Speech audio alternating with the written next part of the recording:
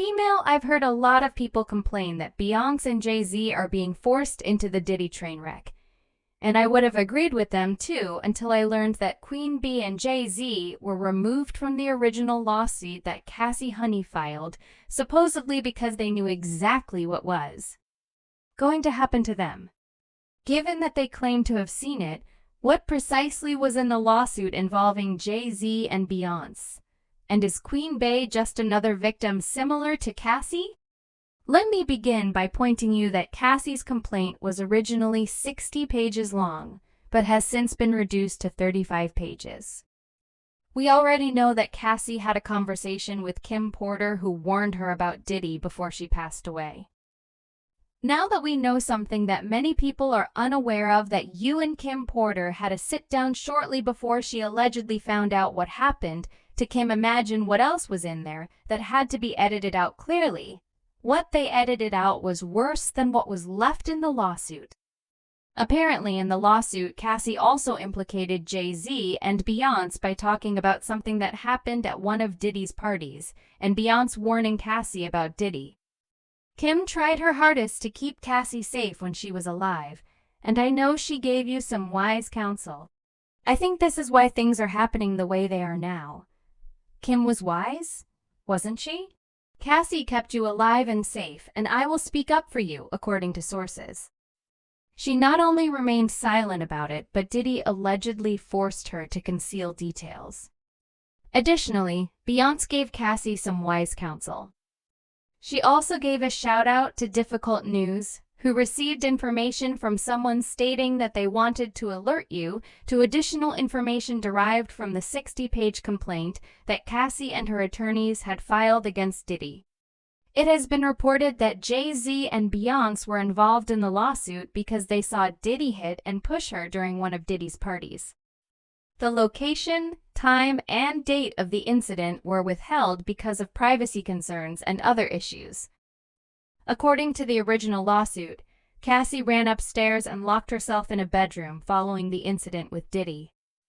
Diddy's security found her, and it took her at least 30 minutes to gather her thoughts. When Cassie left to return to the party, Beyonce and Jessica Alba were waiting in the foyer of the house to inquire about her well-being. Before I even go any further, notice that Diddy got on his knees and apologized to Cassie, Beyonce, and Jessica. That is something that has happened before with Diddy. It seems like it's something he usually does after he gets confronted for roughing up the women. Cassie said that Beyonce was visibly upset, and as Diddy and Jay were walking towards them, Beyonce blew a gasket and screamed at Diddy, telling him what he did was highly offensive and unacceptable. Recall the event with Kimora Lee Simmons while you were at the 2004 charity performance of The Owl at Manhattan City Center. And the Kimora Pussycat. In an interview with New York Magazine, Lee revealed to the reporter that Diddy had threatened to beat her when she was pregnant. Diddy didn't actually hit her, but he did publicly apologize to Kimora, which is why I'm inclined to think that whoever revealed information about Beyonce seeing him put his paws on Cassie and then publicly apologized knew exactly what they were talking about. It also seems that Beyonce was extremely irate with Jay, asking him why he was consoling Diddy rather than checking him. She reportedly even told Jay that she was beginning to lose respect for him. Following the event, Beyonce, Cassie, Jessica, and perhaps 20 to 25 other guests departed the party after learning of what had transpired. According to the insider, Cassie fled with Jessica and her entourage because she was aware that if she had gone with Beyonce, Diddy would have found her due to their ties.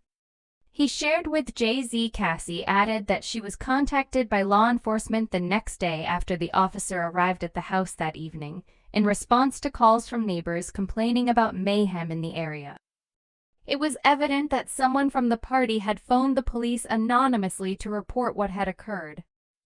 Diddy was allegedly asked if he had touched Cassie, but he denied everything. Cassie also refused to cooperate or confirm the information that was reported. All of this was detailed in the initial lawsuit, and Diddy, Jay Z, Jessica, and Beyonce were contacted. I'm not sure what they agreed to, but their involvement was completely omitted from the 35-page lawsuit. This only serves to explain why Beyonce hasn't worked on any projects with Diddy, despite the fact that she has been in the industry for a long time.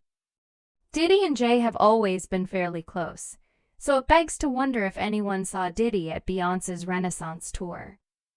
Alright, so while I was researching exactly what Beyonce and Jay Z knew about Cassie's situation, I also discovered that Kim Porter had reportedly told Beyonce about the book she was writing about her life and Diddy's life. It is said that Beyonce informed Jay Z about this, which is how Diddy learned about the book situation and took action to stop it from getting worse. It gets even more bizarre because now that people are considering whether Beyonce was actually Jay's victim, is it possible that this is what Diddy was doing to Cassie? Jay Z treats Beyonce similarly. We're talking about Jay Z after all. Isn't he the same guy who allegedly had an affair with Foxy Brown when she was 15 and he was 27? Is he also the same guy who might have slept with Aliyah when she was still in her teens? Though he officially began dating Beyonce at the age of 18, there have been rumors that he was pursuing her when she was much younger.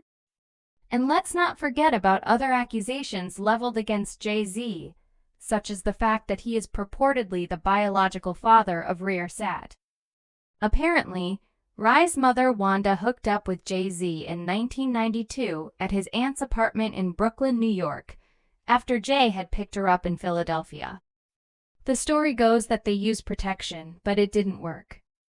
And other than a visit from Jay 2 weeks later, they didn't cross paths again, and she didn't know how to get in touch with Jay. Ramir stated that when he was about 8 years old, his mother informed him for the first time that she thought Jay Z was his father. Jay Z has been using his riches and influence to avoid having to take a paternity test, and he disclosed how he was refused a fair trial. Due to legal errors and misconduct, he has even gone against his own attorneys, accusing them of working with Jay Z's legal team to assist him avoid taking the exam. It's hard to determine if these judges, attorneys, and fraud collusion are motivated by money, friendship, or something else entirely, but I can honestly state that we should never enter a courtroom believing we've already done everything right.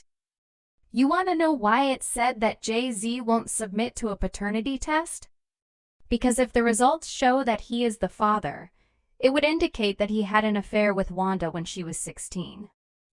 This is actually the reason why Ara's grandmother claimed that Jay didn't want anything to do with him when she told The Sun. I got a call from his in-house lawyer and they were very helpful and we thought we would resolve this private.